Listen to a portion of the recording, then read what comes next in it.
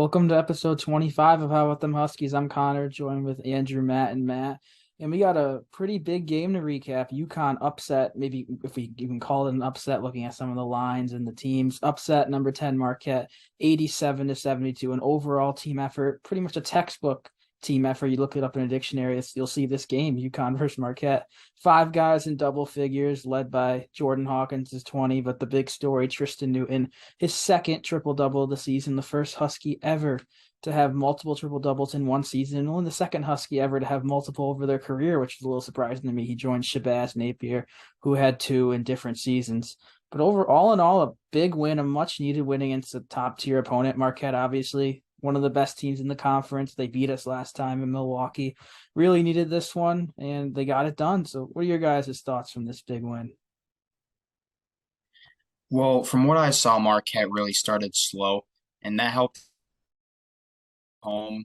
We really needed a big win like this, and I think we were up by like 21, 22 or something like that. We were up a ton, and Marquette just really struggled down the stretch with getting the ball into the paint. Sonogo was a big factor, clinging to, and then we just got we killed them with the three-pointer. I mean, I think we made over 12 3-pointers and they only had five. So, you got to always got to look at the more advanced stats in a game like this. We were even on foul, they double their rebounds. And they had nine offensive, we had 21. So this is really like a stats game, in my opinion, because there wasn't really someone who just went off for like 30 or 40 and really killed Marquette. I mean, Hawkins had a great game, Newton with the triple double, but we just beat them to the ball pretty much every single time. And I think that's the main thing you want to look at with this one. Yeah, and it's starting to seem like Tristen Newton, he's been playing a lot better recently. It's starting to seem like he's almost kind of unlocking, so to say. And like we said on the last one, when he's aggressive, it really changes everything for our team. And this is just another one where it seemed like he was a step ahead of the defense. He was making some really, really good reads, some high level passes. And so it was nice to see that from him. And something else I'll say is the defense is starting to look much better. It was a great that was one of our better defensive efforts I've seen in a while, and it was against a pretty good offensive team. And I think that the offense and defense hasn't really been clicking at the same times for this team besides what we saw earlier in the season. But in Big East play, it was hard for them to get a good night out of both so far, and it's starting to get a lot better. Yeah, and this team, as we have said, it did look a lot like the start of the season because everybody was there. Um, Earlier in the season, we weren't a one-man show. We kind of strayed away from that a little bit. Jordan Hawkins would have his night with 26, Sanogo would have a night with 26, and it would go back and forth. We never had like a full team effort, and I feel like this is definitely the team that we saw way early on. I mean, even valuable minutes from Naheem Ali, who hasn't been consistent really all year. He had 13 points. He cut almost halfway into that margin he needs to reach 1,000. So good on him. Andre Jackson played like Andre Jackson. I remember they were talking on the broadcast about how, he felt a lot of pressure to shoot shots, shoot threes, because it seemed like that's all they wanted him. Yeah, with Naheem Ali, and this is the first time he's in double figures against a high major opponent. He had 13 against Marquette. He had a couple of games, 11 versus BU, 12 versus Buffalo, 11 versus LIU, but he never really stepped it up against a Big East opponent or in those big non-conference games. So it's huge to see that. He's really going to that sixth-man role for the team. I mean, it was really a toss-up between him, Diarra, and Joey, even Klingon, but Klingon's really a different category there, just backing up Sonogo. But yeah, Aline definitely impressed me in this one, and Tristen Newton as well. He didn't have his best game. I mean, it's five turnovers, only 12 points. I say only 12 points. The average is less, but we've seen him go for more over the past couple of weeks.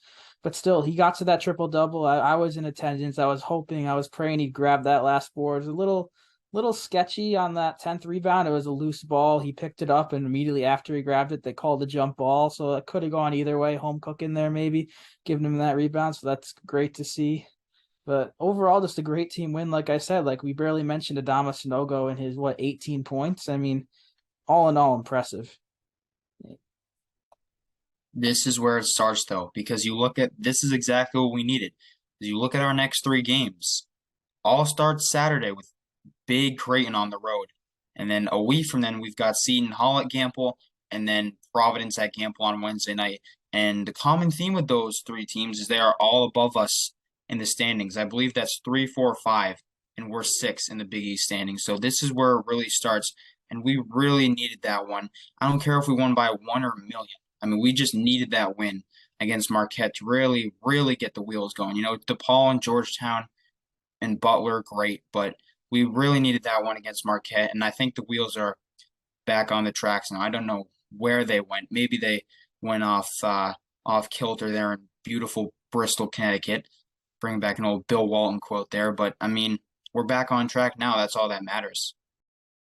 Yeah, and one more guy I just want to shout out from the game is Alex Caravan.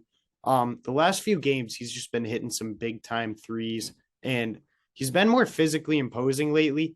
I know that it was kind of up and down for him at the start, but he's just putting together a solid string of games at this point. And, he's just a consistent starter, and he's really starting to maybe even run away with Big East Freshman of the Year a little bit. I think he just won his 5th Big East Player or Freshman of the Week. So I just want to give a shout out to how solid he's been, and especially the last 2 games, he's been really good for us.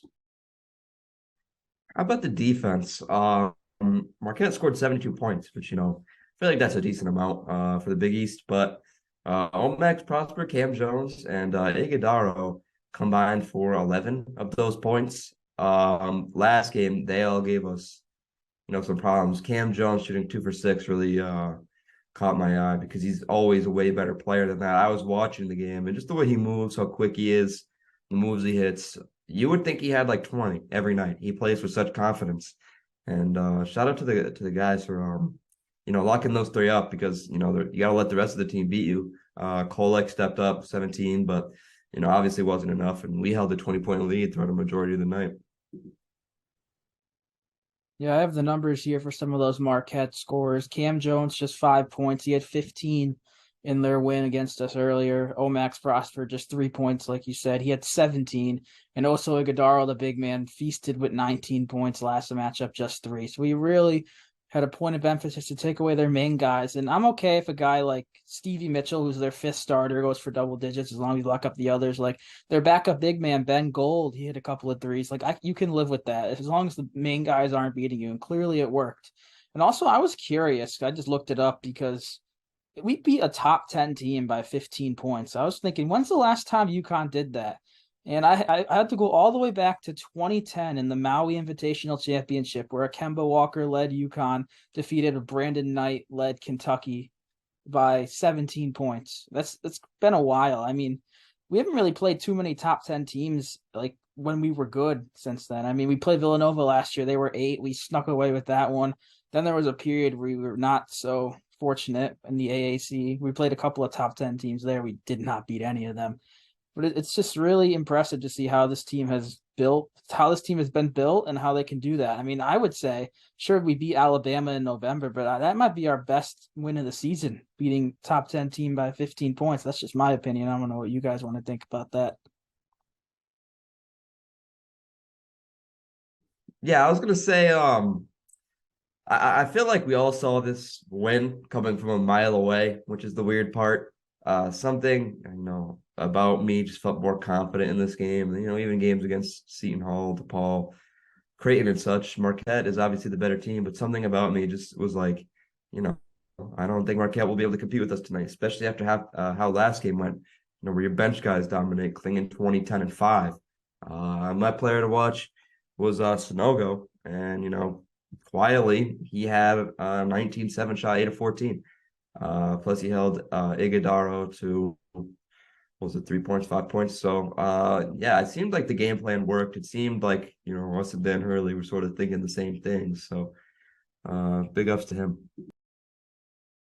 Yeah, and it was just really refreshing to see that not only can we hang with the better teams in the country like we were earlier in the year, but when we're really clicking, we could dominate them. And that was just a really good reminder of what this team is capable of when they're playing their best basketball.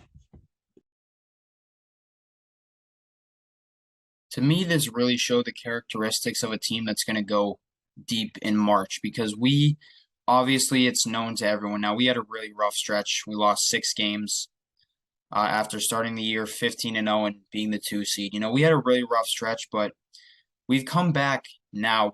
We're almost there, in my opinion. We beat some bad teams. That one's a lot better than it looked a little while ago. It would have looked a little while ago. Like say we played them early January, it would have looked a lot different. Because Marquette's a really good team. I mean, Tyler Kolek's a really, really good player. Shaka Smart's a great coach. Um, but yeah, this game really just showed that this is a team that can go deep in March because they played through adversity. They probably heard all the chirp from the fans about how is this team just really going to dig themselves into a hole and not come out of it.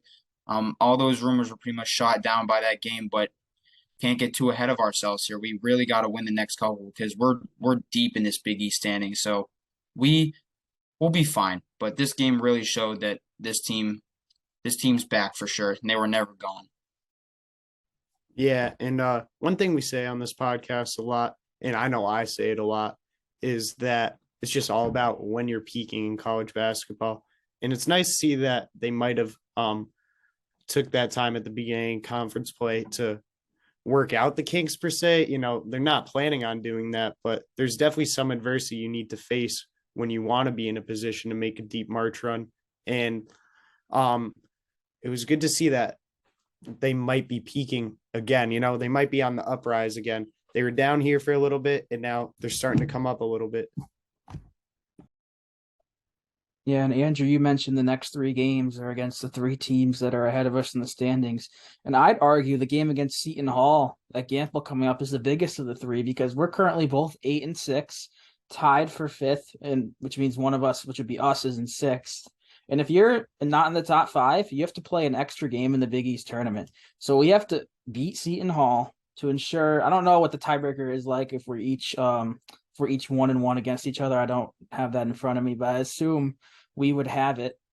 But it's really, you got to beat Seton Hall to ensure you are a top 5 seed. We'd likely be the 5th seed. Just looking at the Big East standings a month from now, we'd likely be in that 5 spot if we're not 6th, because the top 4 is all either 11 or 10 wins, and we're at 8, and it's hard to make up 2 or 3 wins in a month's time, especially with how good those teams are. But beating Seton Hall is crucial. I mean, it'd be obviously if you're the 6th seed, which we end up being if we end up losing to Seton Hall probably and end up that low, you'd play Georgetown the first day, but that's still 40 minutes of basketball against a team that showed they can play with us. So even if we beat Georgetown by 5 or 6 points, we'd be the 6th seed. We'd be playing the 3 seed, either Providence or Creighton, and they'd have a week of rest, and we just play the night before.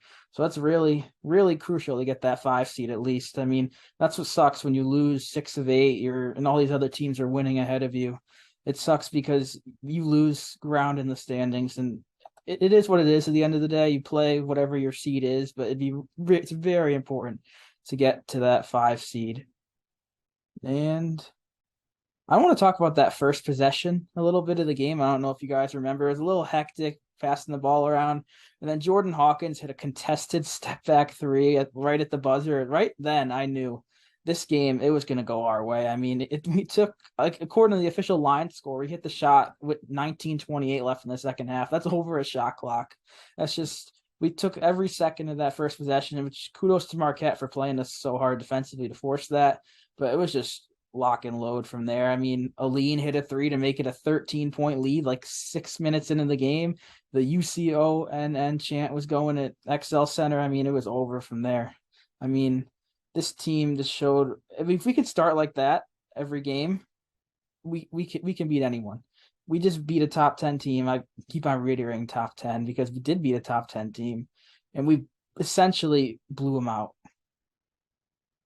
Yeah, that first possession, I watched it and I immediately figured that it was just gonna go to crap immediately, and that it was gonna go to Sanogo in the post, or it was gonna be too far out and someone's gonna have to heave up a shot. But I would also have to agree with you, Connor. That's when I knew that this game was gonna be ours because Marquette did everything that they could to defend that, and yet Hawkins hit a contested 3 with the defender pretty much like in his face, like completely. And I knew that Like we have that luck on our side. I don't know if it's luck or Hawkins' skill, but that's exactly when I knew that this game wasn't going to be winnable for Marquette because they did every single little thing that they could to defend on that first possession and force a shot clock violation, and yet Hawkins drained a three, and this place got up early. So it was good, but at the same time, that possession was terrible. Not what you want to see from a first possession in a big game like that. But, doesn't matter now because we ended up winning the game and getting the shot in that first possession. But definitely something to watch in the film room. Yeah, I've never felt uncomfortable ever with Jordan Hawkins taking a three, no matter where it was from, no matter who was in his face. For some reason, whenever he shoots it, I have firm belief that it's going in. I haven't felt like that with a player in a long time. The confidence he shoots with is tremendous. I mean, he'll have, nights where he doesn't shoot the best, but he doesn't stop. And honestly, that's what I like because, if you shot 0 for 4, that means you stop shooting, shoot 0 for 25. Dion Waiters, NBA legend. But yeah, I mean, I like a step back from Hawkins, honestly. I mean, seeing the shot go up, part of me like feels like it's going in. I don't know if that's just a bias or if that's just delusion. But honestly, I like it. Yeah, and that was a very big shot by Jordan Hawkins on that first possession just to calm nerves. I'm glad to see he just kind of took that over. But I think that entire start just shows you how locked in this team was, what the mindset of this team was going into this game. That was the most locked in I've seen them all year. Even though they played some big games, that was the most locked in I've seen them all year. And it was crucial. They really needed it. And I think they just caught the Golden Eagles on a night when they weren't really locked in and the Huskies were extremely locked in. And I really hope to continue to see that mindset for them in every game, just knowing that if they want to, they could just control any game. Yeah, on KenPom, Marquette, they were number one in the country with offensive efficiency for a decent portion of the season. I checked during our game to see where they were. If they were still number one, they were 3. Now they're still 4. That's a top 5 offense in the country that you limited to 29 points in the first half and less than 75 total. That's not many teams can say they do that. And it's just the defense. Dan Hurley always preaches that we got our guys like Jackson, DR, they're known for their defense. But even guys like Newton and Hawkins are stepping it up. They're usually offensive first players, in my opinion, but they're just stepping it up in big ways against some tough opponents. And also one more thing with the defense I want to add real quick. For the second straight game, Andre Jackson was guarding the primary point guard. Also, coincidentally, the best player on the other team, Tyler Kolek, previously Primo Spears. I feel like we're going to see, I don't know what we're going to see versus Creighton. We're going to preview Creighton in a minute here because Creighton's so deep at every position. They have Nembhard, Alexander, Baylor Shireman, Kaluma, and Kalkbrenner. Obviously, Jackson won't be on Kalkbrenner, but he could honestly guard any of the other 4. It wouldn't surprise me. I'm curious to see what direction Hurley goes for that one. And Jordan Hawkins just as time goes on is really continuing to use his length and athleticism more. You don't really expect it from him. When he goes up and catches like a crazy block, you don't really expect it. It's sneaky, but he really has those tools, which is why I think he'll be a pretty good NBA player. I think now we're going to get to the Creighton game, but to bridge it a little bit, I want to just highlight a couple of former Huskies that are hooping. Brendan Adams, I don't know if you guys saw yesterday in a double overtime win against Richmond, scored 35 points and hit a school record 9 threes for George Washington. I don't wish anything bad on any of the players that transfer out, especially one in like Adams' case. He wanted more playing time. I'm not saying he wasn't fit for the Big East, but he didn't really have too much success in his 1 year. He had played for us when we were in the Big East Conference. So that's really good to see. Adams, he's still hooping. George Washington, 17.7 points per game. That's impressive. I mean, that's more than Hawkins. That's crazy to think when you put the two next to each other. And also Jalen Gaffney, I mean, he's not having a phenomenal season. He's under 5 points per game, but he's starting on the 22-2 Florida Atlantic Owls. So that's cool. We'll see him in the NCAA tournament probably. It's cool to see he's moving on. It's really 2 guys. Carlton last year moved on to Houston. He played in the Elite 8, and now Gaffney's going to play in the tournament at FAU. So it's cool to see the Huskies leaving a tournament team to another tournament team. And I think we'll move on to the Creighton game here. Obviously, UConn defeated Creighton when they came to Gampel in early January, but it's a different Creighton team since then. After that, they lost to us, then they lost at Xavier, but they've won 7 straight after that, including a big win on the road at Seton Hall last night at a place we lost. So that'll be very interesting to see. And I think I want to talk about the matchups for a little bit and hear your guys' thoughts. Like I said, I personally think because they're so deep, I would just do traditional matchups and just throw Jackson on a guy like Baylor Shireman. But I could easily see him on Nembhard and stick with have him guard the primary ball handler thing. I can tell you what exactly is going to happen, in my opinion. They're going to start the game trying to go to Kalkbrenner because they're at home. They're going to try to get Kalkbrenner going early. And if Sanogo plays him right like he did in the last one, then Kalkbrenner's going to be silent all game. They're going to be forced to go to Shireman, who's just going to start jacking up threes, maybe go to Kaluma too. But for this one, this might be one of our hardest games of the season. It's really hard to rank these games because everyone is hard. But this Creighton one on the road, after beating them with their fan base, we all know how their fan base is, but it's going to be tough. And I think we have to switch it up a little bit with the defense because it's going to get too predictable. And Creighton's going to catch somebody cutting every time if we stick to the defense that we have. So I really think we need to stick to the man here, not really let people like Shireman get open. Just make sure Andre Jackson's all over him, even if he happens to foul him a couple of times. I'm fine with Jackson having 4 fouls, but they're all against he's guarding Shireman. But Sanogo's the one who has to be really, really careful with the fouls. Because if I remember correctly, Klingon had a little bit of a tough time with Kalkbrenner. But Sanogo handled him real well. So Sanogo's the one who I think this game is going to fall on Sanogo's shoulders, to say it short, because it kind of did last time with him on Kalkbrenner and being the source of offense. But it's going to be tough, but we're ready for it for sure.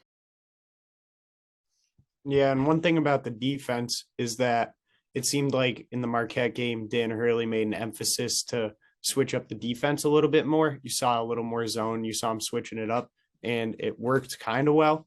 It worked pretty well. That was one of our better defensive performances in a while. But we're really going to need Andre Jackson to stay out of foul trouble against guys like, I don't know who will be guarding because he has been taking the lead guard recently, but I feel like Tristen Newton could stick Nembhard, and Andre Jackson's a better matchup for a guy like Kaluma. But we really just need Andre Jackson to stay out of foul trouble because Kaluma, he's a physical guy, and he needs to stay in control of this game, definitely. And I'm not sure who they're going to put on Kaluma. That's a really big matchup. Just the way he creates for the offense. He spreads the floor, ridiculously. He shot 0 3 from 3 last game, but he had 16 rebounds. We had Caravan on him a majority of the time last game. Wasn't the best idea. But I mean, as the season has gone on, Caravan has developed into a way different player than he was at the start of the year. I just don't see a guy other than Jackson in the starting lineup who can guard him and is going to be able to do, a half decent job. So I guess we'll see. Speaking of Caravan there, I think this is the game where he's going to prove himself because I'm telling you, this facial hair, has got to him, is making him play like a different player. I mean, did you guys see in the game he dunked for once? He was actually standing in the paint.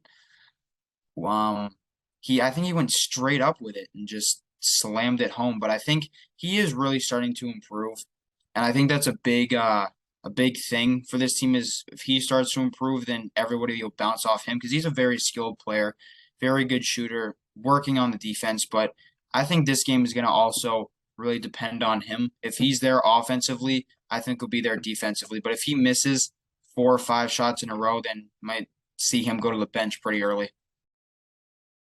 And that's a good point you bring up about the facial hair. It makes him look a lot older. He looks like a grown man now, and recently he's been playing like a grown man. So it could just be all psychological for him. Maybe now that he's got a beard now, he's just starting to play a lot more physical and a lot more like a grown man. Yeah, I see all over Twitter they're calling it the Cara beard. So do with that what you will. But I agree that Andre Jackson and Kaluma, that's the perfect matchup. But Creighton, they put us in a weird spot because they have four guys. Well, they have three ball handlers really in Nembhard, Alexander, and Shireman. And they have Kaluma, who's their best athlete and perfect size for Jackson. But if you put Jackson on Kaluma, that means you have a mismatch. You'd probably end up having Caravan guarding Baylor Shireman, a guy who's known to put it on the floor and create his own shot. So there's no perfect matchup. We don't really match up perfectly against each other, but I'm very curious to see what Hurley will do on the defensive end because he's made changes the past two games and they both worked out. And now we'll shift over to the offense for a second. Adama Sanogo was a beast inside. He had 26 points, arguably his best game of the season. He had 2 threes. He took 5, which is actually quite an outlier if you look at his game logs. He's never really taken more than 2 or 3, so that's surprising. But there wasn't really too much after that. Hawkins had 17, but it was, if I recall correctly, a quiet 17 points. Newton, this was after he had a couple of stinkers. He had 13. That was good to see. But this was when we had really no bench production at all. And with Naheem Aline picking it up recently over the past few games, I think we're going to see definitely more than 0 points from him. Honestly, not bashing him. That wasn't a guarantee about 3 or 4 weeks ago that we'd see more than 0 points from him. But he's really picked it up recently. And I forgot to mention, I'll say it real quick. That's an awesome way to end the first half. Hitting that half court floater. It's just great to see. Honestly, I was in the bathroom when it happened because there was a timeout with a minute left. I wanted to beat the crowd because everyone goes to the bathroom at halftime, and I just heard the eruption of the XL Center. I was disappointed I missed that, but I'm glad it went in and happy for him.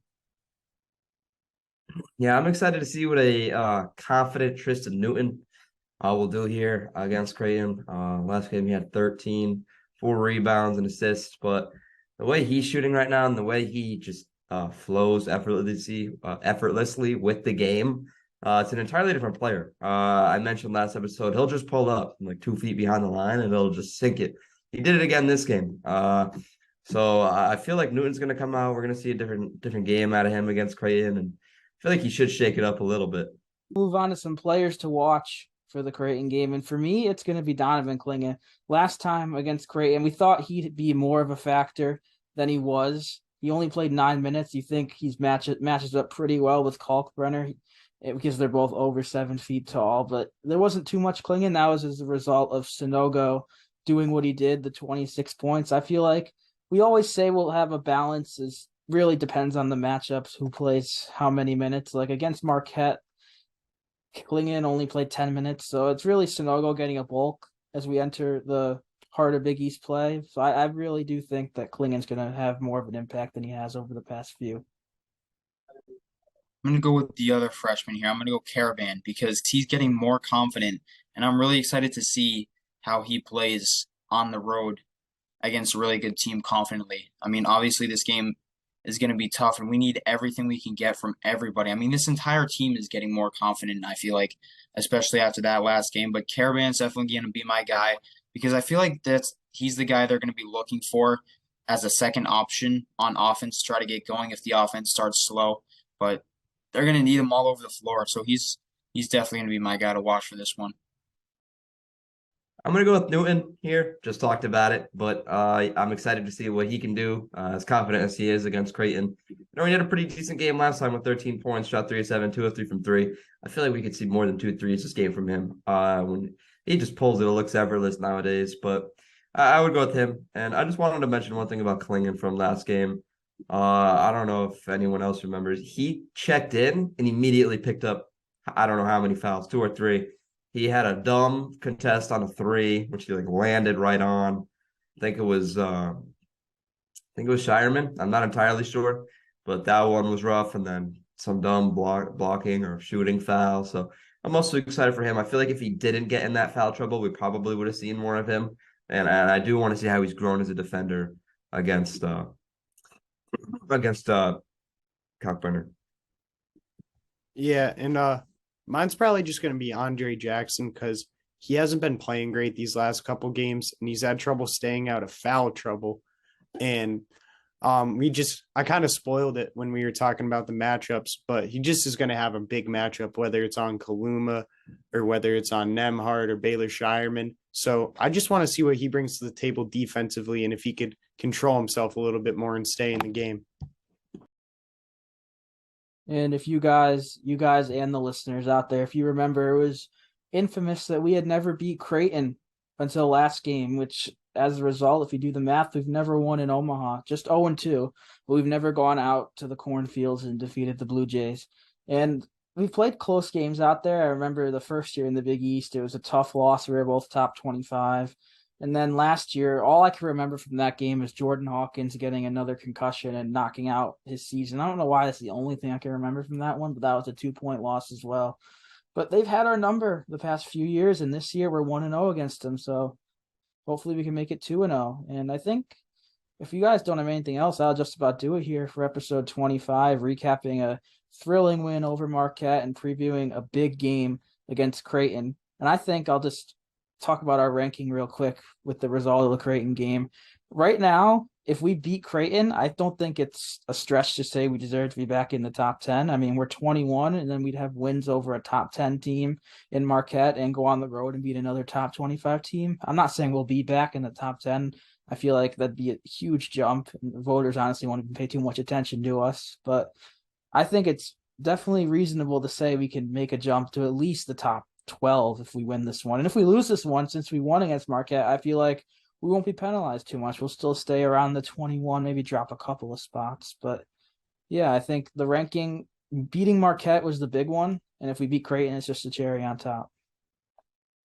I was looking at Ken Palm recently. They still have us ranked at 6, which shocks me. Our offensive efficiency, I guess, is just ridiculous. That first half of the season really carried us, but I mean, with how everybody else is playing around the country, I'm pretty sure 15 ranked teams lost last week. I was a little surprised we didn't move up a little bit higher than 21. Since we beat Marquette, if we beat Creighton, I that isn't too big of a stretch to say top 10. I would say 100% top 15. We're going to be back in. If we don't make top 15, then that's ridiculous. But top 10 is not a stretch in the slightest. I'm going to end this the way I have in the past with the Big Larry Forearm Twitter quote. 4-1 on the new season. We're on to Creighton. Yes, sir, on the Creighton. And I just pulled up Ken Palm as you were mentioning it. I didn't realize Creighton is 9th. We're 6th. Creighton's 9th. So that's going to be a big battle. Marquette fell to 11th. They were, I think, honestly, Marquette and Creighton may have switched spots since last time I checked. But it just shows there's no nights off in this conference. And it'll be a fun one out in Omaha, 2 o'clock on Saturday. Hopefully the Huskies can get it done. And if not, you got to just regroup and focus on the next one. There's no, at this point in the season, you lose, you lose. You don't let it hang on you. You just continue. So, yeah, thanks for watching.